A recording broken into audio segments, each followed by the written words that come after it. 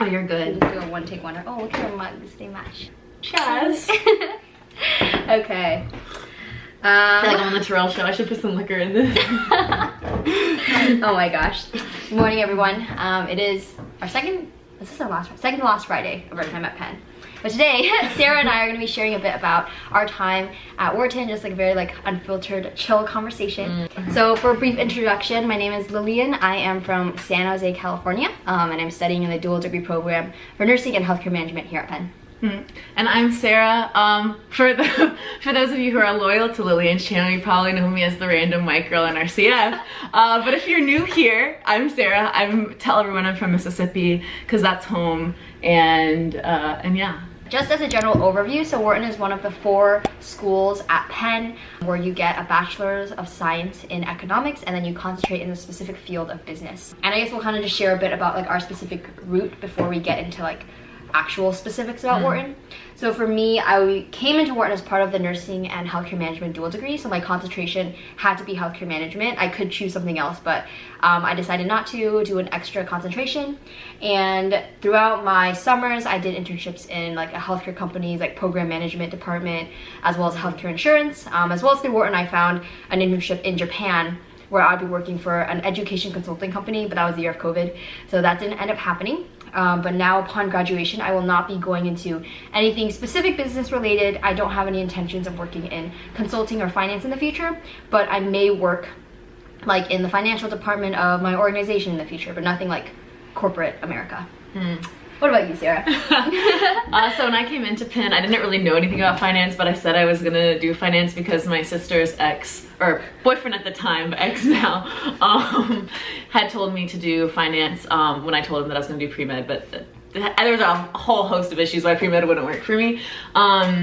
Anyway, so came in and then I joined a few finance clubs and really enjoyed everything that I was doing. So I figured I would just stick with it. Sophomore summer worked at a hedge fund in public equities. Junior summer did banking, going back to banking. So a little more standard finance track, but yeah, I think I still have a specific track through clubs, but there's a bunch of other ways you could get into finance as well. Yeah, and I'll also add, I really tried to go into the consulting route my junior year. I interviewed, I prepared for cases, but nothing just worked out. And I think there was all a purpose behind it, but I think Sarah's more the finance side, I'm more of the consulting side. I'm a fake consultant though. Okay, but jumping into real things. So first to talk about the curriculum. So the general Wharton curriculum, it consists of 8 main business courses. So these are things like finance, accounting, management, marketing, microeconomics, macroeconomics, things like that gives you a very strong foundation for whatever aspect of business you're interested in. There's also a leadership series where you take 1 class a year. First year, what is it, teamwork? Oh yeah. You're about yourself as a leader. Second year is public speaking. Third year, I think more teamwork. Fourth year is a capstone project. Then you have concentration courses. So since I did healthcare management, I had to take 4 classes in healthcare management. So I had to do 4 in accounting, 4 in finance. Yeah. And then you have business breadth courses where they require you to take classes from other concentrations to just learn about other things. Then you have electives and you have a language requirement. But I think for most people, you finish it in 4 years, some 3.5, or even I heard some 3. Yeah, but it's very doable. The curriculum's pretty balanced. Class sizes are usually, I would say 50 people max, and then there are larger ones for intro classes. Overall, the professors are great. Yeah, I don't know. What would you say about your classes overall? Oh yeah, I had forgotten to mention my concentrations on finance, accounting, and then a minor in math. Anyway, and yeah, I think it's interesting because a lot of people concentrate in finance. It's kind of the go-to, but I actually think that was kind of overrated for me because you learn finance. If you end up doing finance, you can learn it on your job. You can learn it through random resources online so easily. If you recruit for anything finance, you'll have to learn those concepts. And if you join finance clubs, you'll learn those concepts. So I mean, the finance classes are, fine and dandy, but I didn't think that they were life-changing in any sense. But my accounting courses I actually enjoyed way more and felt like I learned a ton and it was super applicable to then what I did on the job. So I don't know, I think it can depend. People will tell you, oh, definitely take this, but then some of those things ended up not being as helpful as the more random things that I did. Yeah. For me, I definitely enjoyed all my healthcare management classes because they just felt so relevant. But I would be in my econ classes and go I could care less about this, But you have to take it, which I guess some people take it and then they discover they have a passion for it. But it can really suck if you're taking a class with, if you're taking a semester with all just these like requirements that you're not interested in, but you still have to do it. But would you say overall, like, how difficult were your Wharton classes, especially like compared to math? Oh, not not difficult. You're kind of chilling. If anything, I put in more work for my clubs than I did for my classes. Yeah. Because your classes, you can kind of just float by a little bit. There are some Wharton classes that are difficult, but for the most part, it's not anything insane. I'm just really bad at studying. Like when I got a grade I didn't want in a Wharton class, it was because I probably didn't show up to class the entire semester and then I studied the night before the exam. So. Yeah. Same for me. I think like compared to nursing is like constant studying. You have to be studying all the time on top of your A game. Wharton, it would be like 3 to 4 midterms max a semester. You study like the day or like the week of, and then like it's over. And like I think there's just a lot of good support with like TAs, office hours, extra tutoring. So I think class-wise, like, yeah, it is what it is. You just take your classes and you just finish it, throughout the 4 years. Next topic, career preparation. So I think the classic thing you hear from Wharton is, I would say it's like, I don't know if it's half-half, but you either go into finance or consulting. There's not really too many other routes that people go. And I think there are very few friends, who went into like entrepreneurship or like wanting to do their own startup. I will say there are people who are very passionate about finance, like Sarah. There are other people who kind of feel themselves funneled into one of the two and don't have a passion for either. And that was kind of me. I felt pushed into consulting. I think a lot of people told me, Lillian, you'd be a great consultant. I just realized it's just because I'm a workaholic. You know, people will say that. But I think, those are the main 2 routes people go. But what would you say? Do you think that Wharton prepared you overall for like your internships and for your future compared to other places? I think, okay, compared to other places, yes, because when I talk to other people I interned with or I don't know, just generally talking to people, it's a lot easier coming from Wharton than going into an internship because you've talked about all these concepts before. You kind of know like the back of your hand by the time that you're doing an internship, honestly. But I still don't think it was really classes that prepared me the most. It was mostly clubs. I think that, so I did like WITIG, which is a finance club on campus where you do like stock pitches and whatnot, and then I also did Smart Home Securities. It's the same thing but for women. And with that I got modeling experience, had, you know, done research before and stuff like that. So that's really what prepared me the most. I don't know. And in my accounting classes, I really liked my accounting classes for then going on to the job, but I think I could have done just as well without my finance classes, honestly. Even though I enjoyed them, they were fine, but yeah. In terms of like recruiting, like who gave you direction on like when to, so recruiting is also, it literally just means applying to like summer internships and like jobs. But like who gave you direction on that? Definitely mentors through clubs. Okay, I'm gonna say clubs so many times because that was the track I took, so I just want to clarify that there are, and I think Lillian's gonna talk about this later, but there's career services, there's like business fraternities, there's a whole bunch of ways that you could get mentorship on campus. My life is fully just church and finance clubs and classes, so everything that I got pretty much was through clubs. So like upperclassmen in the clubs and like even people that graduated, I'd reach out to them and they would assist me and tell me what to do. But also you can just ask people, like you could reach out to someone without even being in a club and say, hi, how do I prepare for this? And they'll tell you. If it's banking, it's literally like 2 things, like the mergers and acquisitions guide and then like know a deal, and boom, you're done, you're ready. So yeah. For me, on the other hand, I was not a part of any Wharton clubs because I just didn't want to do it. But I think the thing I realized is for recruiting, like there is no class or session that you sit in and they're like, apply here, apply at this time. It is so much insider knowledge that you're not going to get in the classroom. So you either need to be at clubs, be in a frat, know people, and that can be reach out. If you're not in any of those things, you can obtain them, but no one's going to come to you. You have to go to career services. You have to email someone that's in a club and then be like, hey, I'm not in this, but would you mind helping me? I'm interested. And people tend to be pretty helpful. So I think you can definitely obtain them, but just know you'll have to do a little more research if you're not in one of those communities. Like generally for me, I was so stressed out sophomore year because I knew everyone around me was interviewing for consulting, and I was like, where are they getting this insider information? You know, I like felt so behind. I did not end up doing anything that year, but my junior year, when I decided all of a sudden I wanted to, you know, apply for consulting internships, the only reason I had access to it was through Dan Jai, my housemate, who like taught me the case, who showed me like when the deadlines are. Like no one explains those things to you. So I would say like overall, like what prepares you more for your career, it's not necessarily the classroom, it's like the people you meet, like the network access you have. when like, yeah, reaching out to alumni or other people. But Wharton will not set that up for you. So you have to come in as someone who's very proactive and not afraid to reach out to other people, you know, and kind of like make your own journey. True. I think that one of the biggest things that I learned my freshman and sophomore year at Penn was how to ask for help. Because I think in high school, you don't like cold email people, you don't reach out to people and say, oh, can I have a coffee chat? Like just like reaching out to someone and saying, hey, could we grab coffee?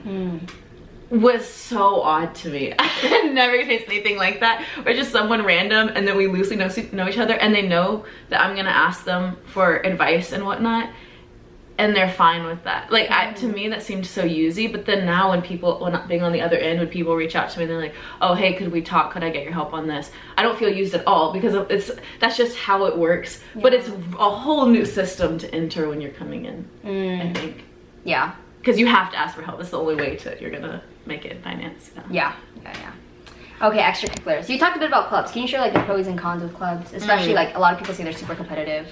Yes. So I don't exactly know what the numbers are. People say that they're very competitive. They are. I mean, I've been on this side of it too, like choosing people and stuff, and it is kind of competitive because a lot of people can apply. And I'm not exactly sure sometimes why we have to accept so few people, but sometimes that's just how it ends up. Okay, pros. You can learn a lot. You have an upperclassmen network to help you once you are recruiting. You can get a feel for if you enjoy it. So for me, my freshman year, like I said, I didn't know what finance even was. I was kind of confused when people said that banking was so many hours, because I was like, banks only open 9 to 5. That doesn't even make sense. Like, what are you talking about? So that's where I was at. And then I think upon joining, I was like, oh, this is really fun. So, you know, you can feel things out, or opposite, you can eliminate that freshman year and have a disgusting time in your clubs and you don't enjoy learning financial concepts at all, and then you know that that's not meant for you. So yeah, those are kind of the pros. The cons, it can be hard to get into clubs, so I wouldn't get discouraged. My sister's advice to me when I came into college, and I think it was really, really good, was to fail as many times as you can. So apply to anything you're interested in. Just kind of shoot your shot at different things, and the worst case scenario, you get a lot of interview prep, because you do it and you fail, and then you can reach out to people and say, hey, can you let me know what I should have done better? So there's really no downside to it other than your ego, but it's good to just go ahead and wipe away the ego and get used to failing. Yeah, I guess like time, that applying can take a lot of time. So that would be another con. But if I would say take a targeted approach if you know what you're interested in. So if you really want to be in one club, reach out before even the interview to someone like an upperclassman in the club and ask them, okay, what kinds of things do I need to learn or whatever. Typically, freshmen are scared to do that, but then upperclassmen, it actually kind of looks good. Like, oh, this person reached out, really cares about it. So, you know, just ask for help and people will typically give it to you. Yeah. I think for me, coming into college, I was so burnt out. I was like, I do not want to sit any more club meetings. And like, I'm not super like Wharton-y person. So I did try out different things, but I just felt like I had no way to get super involved, didn't really care about it. But I met the people I needed to meet like through my church. Like I had several healthcare concentration people in my church who like provided me the guidance I needed. So even if you don't get in, like it's fine. You can have a wonderful time. Not necessary at all. I do want to hit on other like non-business related clubs that Wharton has, like Wharton Passion Projects. You can get like money to pursue a passion project, so that's why I like taught ukulele classes my freshman year.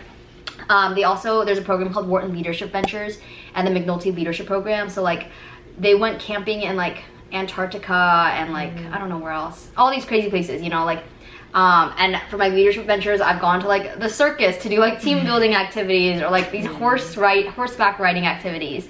It's just a really fun way to get to know other Wharton students, not in a specific like business context. I'm gonna run through some resources that I think are pretty unique to Wharton as well as Penn. So number one, in the summer there's always Wharton research. Sometimes it's included under PERM, which is like Penn's overall research program, but I know several people who've done research just with their professors that they really enjoyed. Wharton has some pretty bougie buildings to study in. Freshman year, you're given a cohort with upperclassmen leaders who help to guide you and give advice. I don't know if they do it like the college, but it's like your leadership class together. You guys like all stick together. You get like $100 of printing credit each semester. That really should be given to all students, but it's just like a perk in Wharton. Advising is pretty easy to access because there's only around like 500 people per class in each year. There's always a ton of panels and cool speakers to listen and learn from, so you can like really get inspired. And then I think one of the best parts is study abroad. Just because Wharton is such a big name, there's a lot of connections to like every university in every single country. So if it weren't for COVID, I think a lot more of my classmates, including me, would have gone abroad. So for community in Wharton, I can really contrast it with nursing because I think nursing is much smaller, much more tight-knit. We do like every single class together. I think the biggest thing that detracts from Wharton community is that it's so big. Like once you start taking business breath classes, like your normal classes, you just pick it at your own pace. So unless you schedule classes with your friends, you like won't see them much. You don't have an opportunity to study together. So as a result, I'll be honest, I went through a lot of classes just on my own, studying on my own, didn't know a single other person, honestly my fault. But like I was fine with that. But I think the bigger thing was the Wharton community was just, the building itself was so stressful to me. I think you're surrounded by people, who are just constantly grinding, constantly trying to get to the top and like end up at like a top 4 company. And it just didn't align with what I wanted. I thought I wanted to. I tricked myself into thinking I wanted to be a consultant at like BCG or something, but it was not what God had intended for me. But I think that's what happens to a lot of people. Like you come in with dreams, of wanting to start a startup or like have these entrepreneurial ideas, and then you look at the people around you, and when their dreams don't align with yours, you feel bad and you switch, and you're like, I need to go the path that everyone else is doing. And then you just end up miserable and not happy, So I think that's why I definitely distance myself from it. Like I definitely imagined Penn and like Wharton itself as being somewhere like really values like leadership, and like being able to like take chances and try out new things. I was kind of wrong on that, like everyone is just very cookie cutter in what they want to pursue, and if you want to do something different, you really have to be able to step away from it all, and you'll feel bad because everyone is like running this race in the other direction. So yeah, so the Wharton community was not the best for me. But what about you, Sarah? I agree that I didn't really make friends in classes so much, but a lot of that's on me. I think plenty of people do make friends in classes. I don't know why I'm an extrovert, but I just really struggle to like sit down and just be like, oh hi, like I can't do it. So all my closest friends are from church for sure, and then I do have a few friends from like finance clubs, TBH. Okay, finance clubs is the theme. Okay, I agree with what you're saying about how if you go against the grain, you're going to feel really weird about it. And so you have to be self-aware, I think, when you're in Wharton, because if you just kind of let life happen to you, you will end up probably banking or consulting. It just feels so weird to do anything else because that's where everyone's headed. And even more so if you were gonna do something that isn't a super statusy, then that would feel super odd. Because at Penn, the assumption is that you're young until you're like 50, and while you're young, you only like live for yourself. So, which people's idea of living for yourself at Penn is working a ton of hours and making a ton of money so that you can try to spend it in like the last 10 years before you die. And so I think to do anything that's not just really aspirational feels odd here. Yeah, so you have to self-assess. A lot of people will trash on finance, and I think that is not because finance in and of itself, like in a vacuum, is a boring subject. I think finance is as interesting as any other subject, but it's all the subjects that people force themselves to go into that people hate. So people are like, oh yeah, some people are pre-med, and then there's some people who really love being pre-med, but so many people force themselves into it that people like think of it as this like miserable thing. And I think with finance it's the same thing. Like if you enjoy finance, you enjoy finance, but so many people will force themselves to learn and do finance, they hate finance, that then there's all these people that are like, oh yeah, finance is so miserable. But I think it's real, like you will force yourself to do it if you're not thinking about it. So you have to like constantly reassess and be like, do I actually want to pursue this? Is it actually worth? Because yeah, your work-life balance is going to be trash, and you're not going to be able to do a lot of things. So yeah, and I think the reality is a lot of people look at the salary you make. You have to realize for both consulting and finance, you're working like 60 to 80 hours a week plus. So it's like if you even calculate the hours, it's not even that significant, of a wage. But I think my biggest turning point was I was like, oh, I love consulting, like I like problem solving. But then I thought about it, I was like, do I want to sit at a computer for like 12 hours a day typing away? And I was like, I don't think for me that's what I want to do. So like you just can think very realistically. And like the reality is like almost everyone coming out of Penn works in some sort of business. A hospital is a business. Like people work at actual businesses, not just businesses that consult and advise other businesses. And there's much better work-life balance. People are happier. So it's like there's not only one way to go. Yeah. Do you think people, Wharton or at Penn are happy? No, not really. Yeah. No.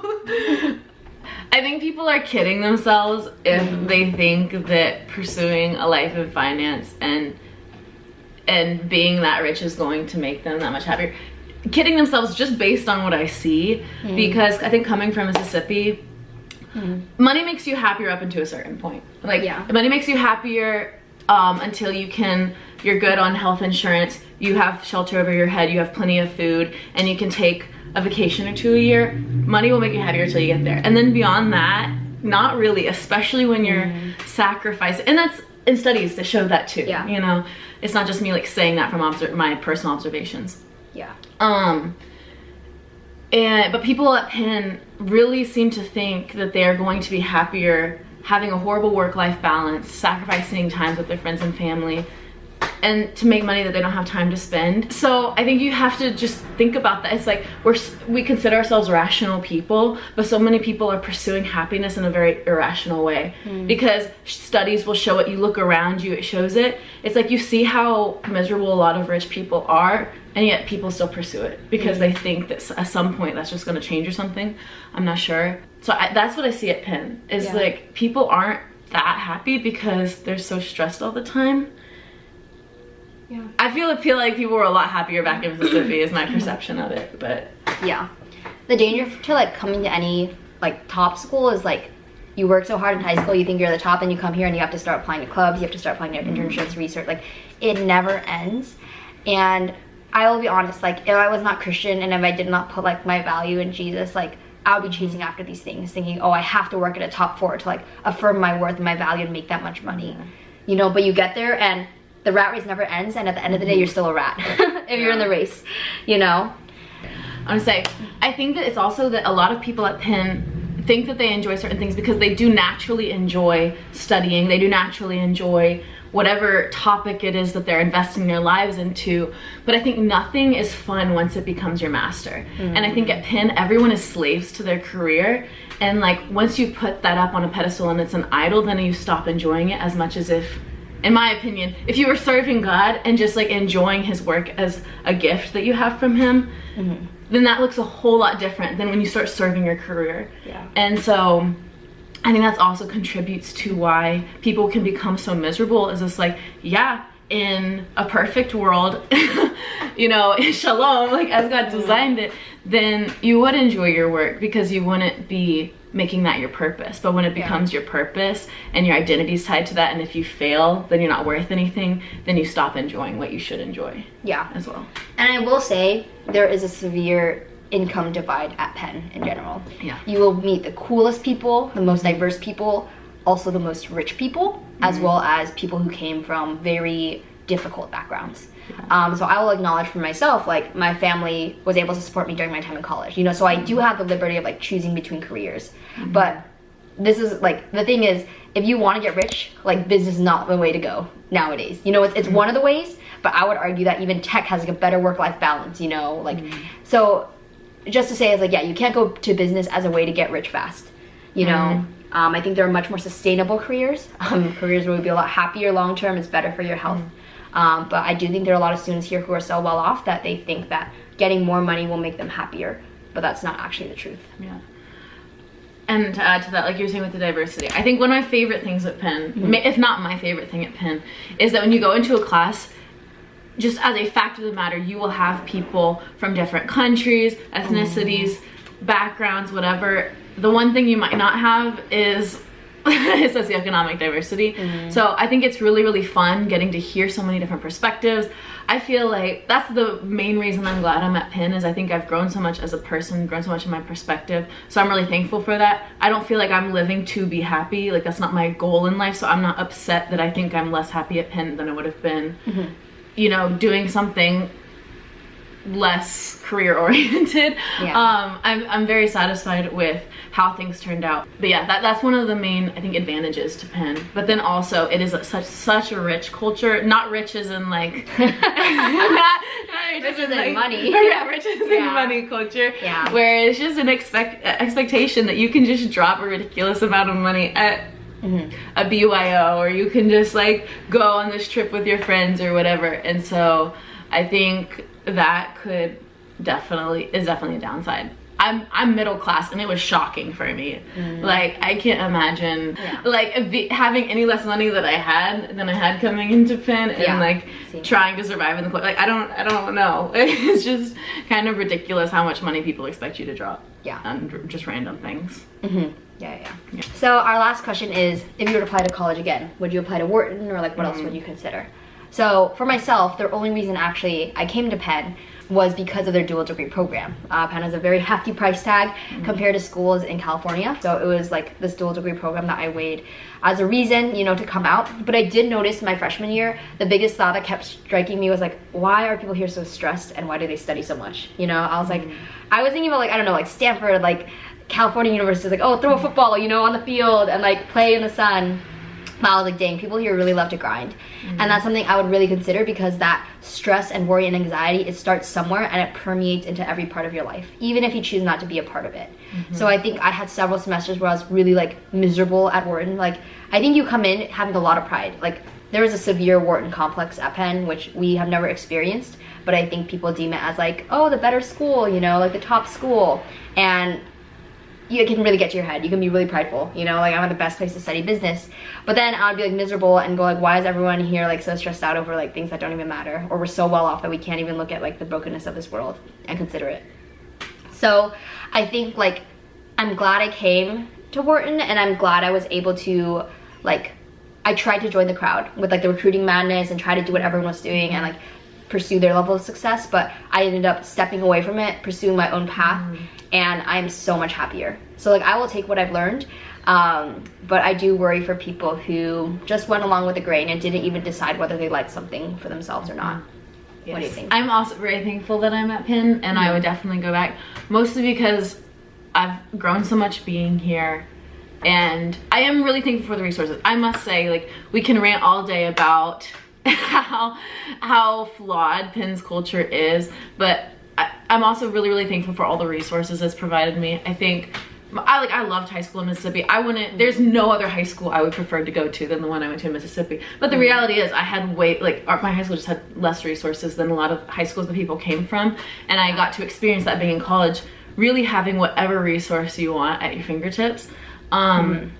So I don't want to take that for granted. That's been a huge blessing. I've gotten to learn about finance. I enjoy finance. I don't plan to maintain a horrible work-life balance for a very long time, because I want to foster kids in like a year or two, like pretty soon. So for that, I'm gonna have to be in something that has a good work-life balance. But I still think I would stay in finance, because it just is something that I seem to enjoy, you know. So I'm thankful for that, because I wouldn't have discovered that in the South. And another thing that is like kind of more subtle that I think I'm thankful for is that being in the extreme, you can just sort of idolize a lot of things and never really notice how much they're controlling you. But then you come to Penn, and if you have half a mind to reflect, you will start realizing how controlled you are by all these things that we make our masters. Like, you are so controlled by the need for status, by greed. I didn't think I was a greedy person. I actually my whole life thought, I don't get why people struggle so much, like wanting money so much. Like, I want to be middle class for the rest of my life. I never want to be rich, because all the rich people I knew seemed miserable. So I never wanted to be rich, and so I didn't think that would be a temptation for me. I came in like kind of with an air of pride, like, oh, I'm not gonna struggle with this thing.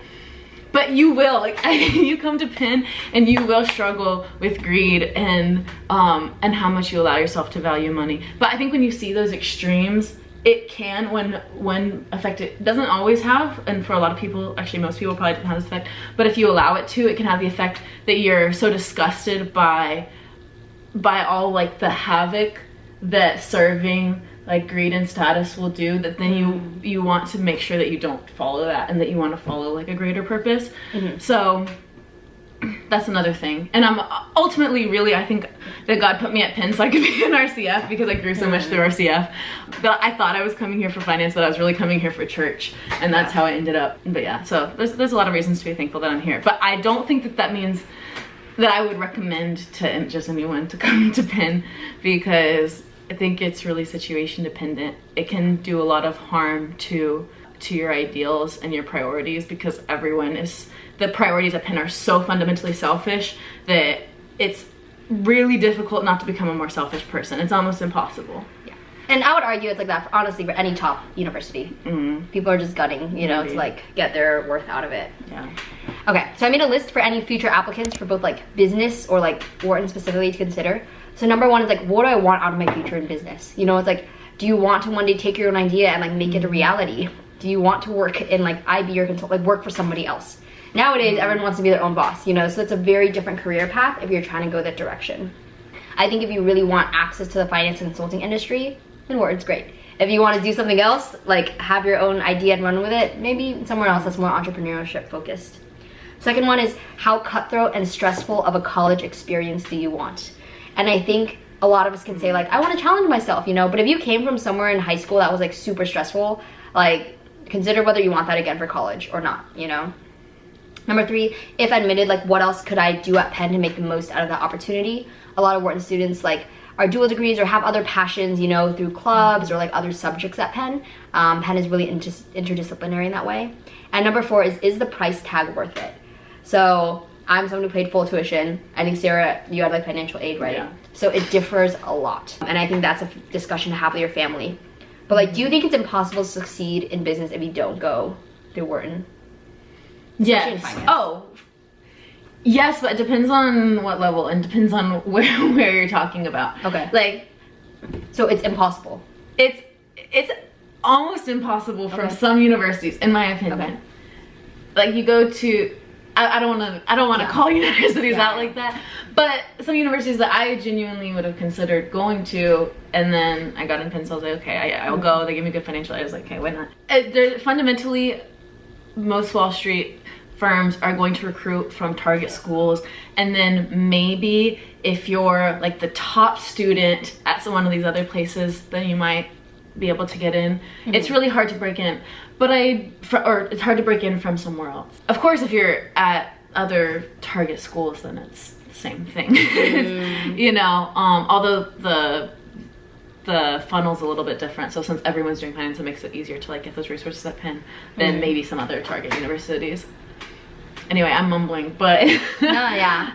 But I'll say this: just because you might have a really difficult time getting to Wall Street from a certain university, then maybe you should think about, but do I really care that much about getting that Wall Street job? Because it's not what life is about, you know? So in a way, it's like, it is a huge advantage, and I'm thankful for the network that Penn has. Yeah.